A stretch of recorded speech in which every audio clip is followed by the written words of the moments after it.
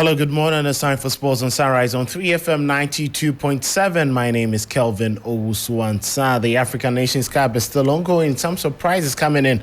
But before we get to that, let's start from the camps of the Black Stars, where defender Kelvin Owusu says this is not how the Black Stars want to play as they started their Africa Cup of Nations campaign with a 2-1 loss to Cape Verde. He hopes they look forward to bouncing back well against Egypt on Thursday. I mean, we are disappointed, like you said. It was like it's the start of the tournament, and this is not how we wanted to start. But the good thing is we have another game that we can come up with a head up and then make ourselves proud again. That game is against Egypt. Very, very difficult for you. Have you put more pressure on yourself today with the result? Not really. I mean, the tournament itself is a pressure on us. I mean, we're playing for a country where everybody's expecting us to win every game that we play. So each game that we go in the same pressure, the same hunger and everything. So that is it from Kelvin Owusu. Hopefully the Black Stars get it right. Yesterday they had their recovery session and expected to train later today as they continue their preparations for the game against the Pharaohs. Now let's move on to former Ivorian international who also played for Chelsea in the Premier League, Salomon Kalou, and he believes Ghana will soon find a breakthrough in winning the Africa Cup of Nations despite a poor start to life in Ivory Coast. Yeah, but it's unfortunate because if you notice how many times they've been in the final for the past years and losing by penalties, so those are things that you cannot control. So I think Ghana is close to win another one, and if they won it here and their neighborhood, I think that would be an amazing story for them. So that's all the best I can wish to Ghanaian. I think Ghana is the figure of African football, and they deserve to be in the top. So let's hope for them. That is from Salomon Kalou. Now he, however, stressed on the importance of his country hosting the Africa Cup of Nations and the memories it brings to him as he was part of the 2015 winning squad. Tough time in 2012 when we lost against Zambia. Then it was a great time when we won in 2015, unfortunately against Ghana. But that's football, you know. African Cup is for all African players, you know. Winning a certain trophy for your country, it's not the same as winning a trophy for your club. You have much more meaning because of what you bring to your own people and what they see you as a figure. When today, every time I go around, people talk about the 2015 Cup. Because you know it was something meaningful for them. Yeah, because for many time now, Ivory Coast wanted to host the AFCON. We didn't have the chance to be part of that. Being a player and playing home, it's a lot of pressure, but it's a positive pressure because you're playing in front of your family and friends.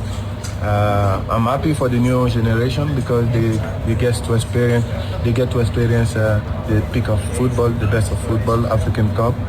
Playing home ground is a great experience that any footballer in career can afford. So that is from Salomon Kalou telling us how happy he is and hopes his nation wins the Africa Cup of Nations. Now to Cape Verde midfielder Ryan Mendes, who was part of the 2-1 scalp to Ghana last Sunday, but he was also part of the team that lost 2-0 to Ghana in the year 2015. He believes that the Black Stars has gotten weaker and they need to pick up before it gets too late for them. I think it was other time, you know, big more players like Samoa Gyan. It was difficult for us in South Africa. But tonight, like I told you, we take our revenge and we need to continue like this because we have a target to go in the next round. You scored. Samoa Gyan getting his flowers in there. Ryan Mendes, yes, crediting Samoa Gyan with how good the Black Stars were in 2013 and 2015. Now let's move on to some more stories regarding the Africa Cup of Nations. And yesterday was day 3.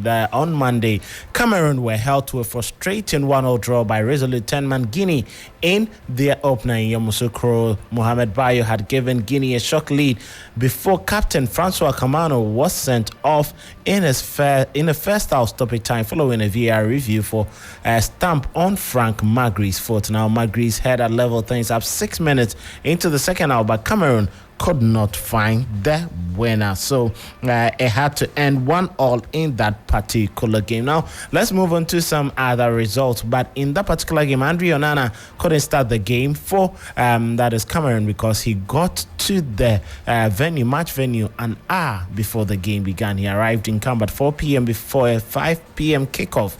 And as part of the team's discipline, Rigobert Song decided to sideline him. So Andre Onana, hopefully he has 2 more games and he can play in there. Now, earlier defending champion Senegal had beaten Gambia 3-0 to sit top of Group C. Lamine Camara scored twice as the Senegalese kicked off their campaign with a 3-0 victory over 10-man Gambia. In Yamoussoukro, Aliou Cisse showed enough quality in the Ivorian heat to suggest they could become the first team to win back-to-back AFCON titles since Egypt reeled off 3 in a row in 2006, 2008, and in 2010. Papi Gueye scored the opener.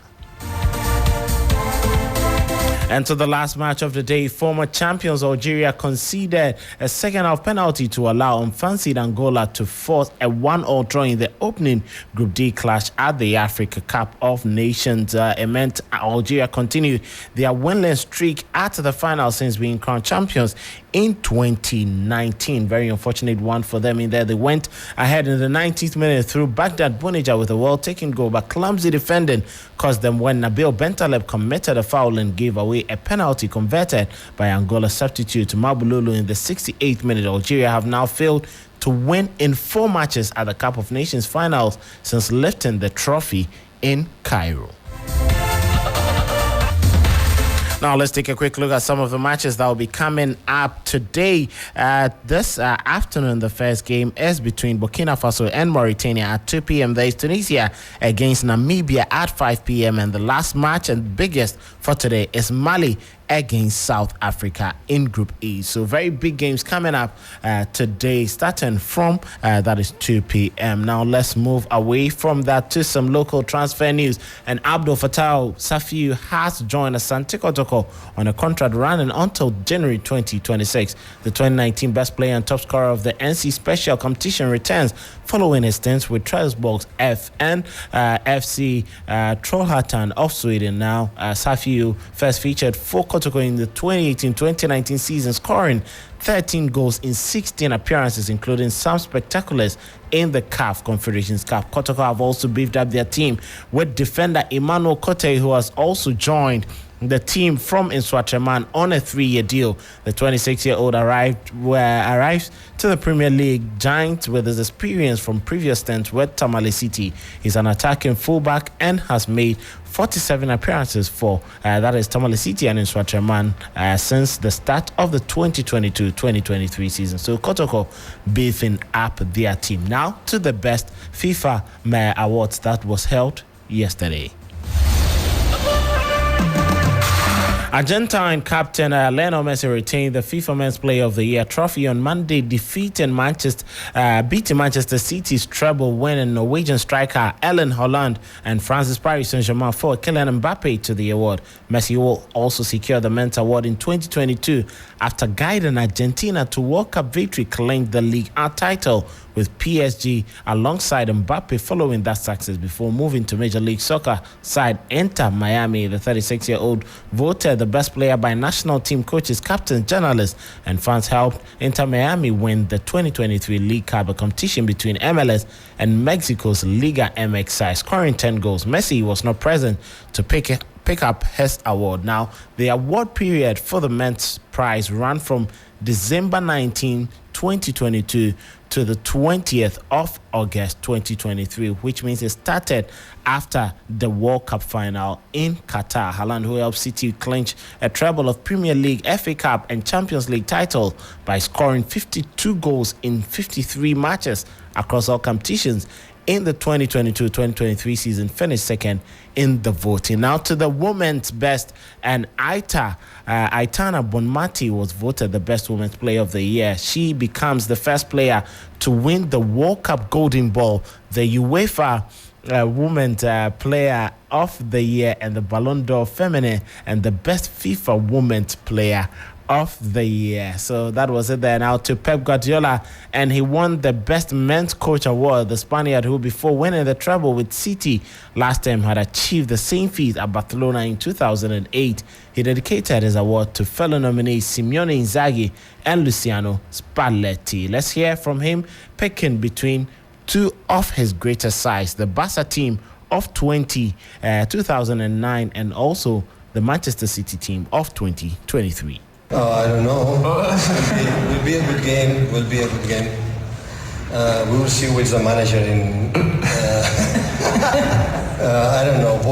Both are incredible teams. So honestly, that period in Barcelona was honestly unbelievable. We were so young, but this team as well in England, the Premier League is really, really tough and competitive for many competitions. These guys, as they, season by season, even this season after win the treble, still we are there. So what I said before, so wake up in the morning and go in there just to prepare or dream or whatever, being with them, not winning or losing, being with them that is the best award I can get as a manager by far. Thank you, boss.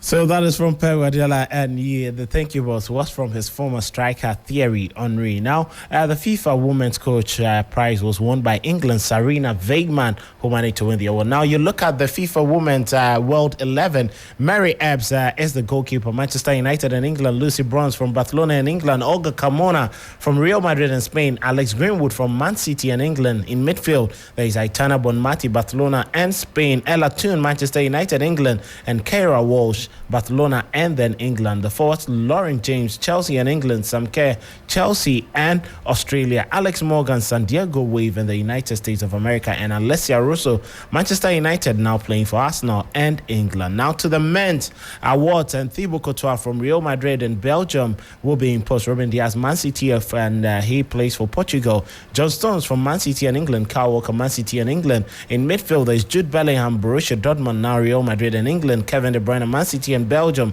Bernardo Silva, Manchester City and Portugal. In the forwards, Erling Haaland, Man City and Norway. Kylian Mbappe, France and PSG. Lionel Messi, PSG, now Inter Miami and Argentina. And Vinicius Jr. from Real Madrid and Brazil. So that is it there. Mary Epps also took the Best Women's Goalkeeper Award, and Manchester City's Edison won the Men's Award for the goalkeeper. Now to some news from Everton and Nottingham Forest, and they have been referred to an independent commission over alleged breaches of Premier League financial rules.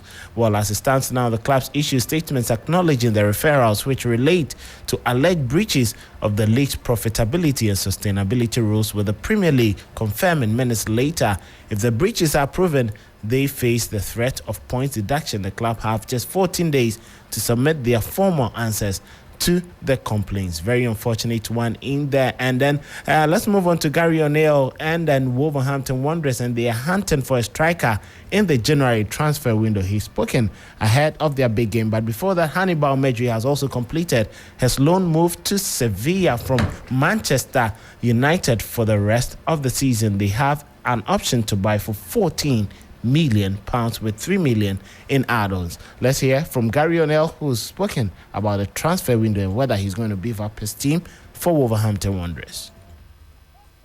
Say we're getting closer every day, really, until something goes wrong, and then you get further away. So there's discussions going on. Obviously, that was the idea behind letting the guys go out as early as we could. It helps financially, helps free up some wages that we can use in the loan market, or for people that may be available. So we're working very hard on it. I'm confident that we'll be able to bring players in before the window closes, but that doesn't mean we can guarantee it, because things do obviously move and change. But I know the guys upstairs are working extremely hard on it. Knows the guys upstairs are working extremely hard on it. Now to Brentford manager Thomas Frank, and he's been speaking about striker Ivan Toney, who is expected to return to the team very soon. His future at the club is uncertain beyond the January transfer window, but Frank wants to keep him. And from the thing, it's been very clear that we, or at least I, don't want to let him go. I want to keep him as long as possible. So I only had that in mind. And every single time I spoke with him, it was focusing on getting you ready for Nottingham Forest. I mean, would he travel with you to Wolves tomorrow? No. There's a small training group back here. More important that he's training.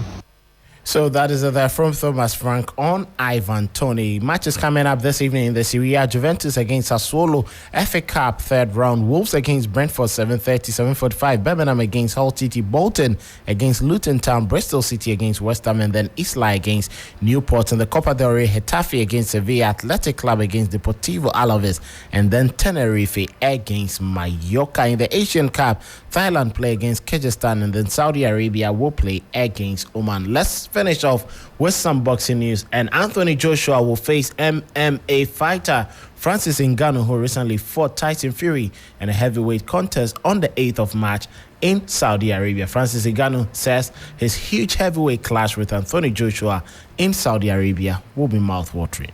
I will do something that nobody has done before. And I really believe that I have the tools of doing that. Starting off having a win against AJ on March 8th in Riyadh, which is going to be a big fight. Not an easy one, but a possible one. And I'm going to take that. It's to look for his chin. I mean, that's what happened in the fight. In case in the fight, you're trying to hit somebody in the chin or wherever you can hit him, right? And then, yes, I heard that he doesn't have a chin. I don't know if it's true or not. We're going to find out. I hope I had an opportunity to test that out. That's my wish. So that is his wish, and then let's have a listen to Anthony Joshua, who wants to defeat Francis Ngannou despite the difference in size. I won't say too much, but he brings two arms, a body, like every other fighter does. But it's just his mind that's different to everyone. Everyone has their own they're unique in their own way. But in terms of the frame and the makeup of someone, he's seen people like me. I've seen people like him many a times before. But it's just his mind that I'll have to conquer in the ring. You have to take someone's soul. You have to take their spirit. And I'm looking forward to the challenge for sure. And that's it, really. It's going to be good. It's going to be explosive. Got many ways to skin a cat. I can counter punch. He can counter punch. We can both box, as he's proven himself to. And we can both trade. And it was going to be a good fight. And shout out to His Excellency as well, my promoter, my whole team, 258, for getting me in this position to showcase why I'm the top heavyweight in the UK. And I'm not really too concerned about the world. I'm trying to conquer where I live. I just want to conquer here and make everyone know that I'm the one who puts boxing on the map. So on the 8th of March, the two will be hoping to get a very good one in there. The Australian Open is still on. Not any major shockers from it there. We've seen progressions for Cameron Norrie as well as Casper Ruud, Grigor Dimitrov, and then Max Purcell. All of them have progressed. In the women's, we've seen Martina Trevisan, Daria Kasashina, Sloane Stevens, Iga Swiatek, Danielle Collins, all progressing to the next round. That'll be all for sports this morning. My name is Kelvin Owusu Ansah. Sunrise continues with Helena Piampofo and the rest of the team. But as always, DJ Abiam is here to serve you with some fine tunes before the rest of your breakfast is served for you. Have a brilliant day. We'll be back on the drive at 4 p.m.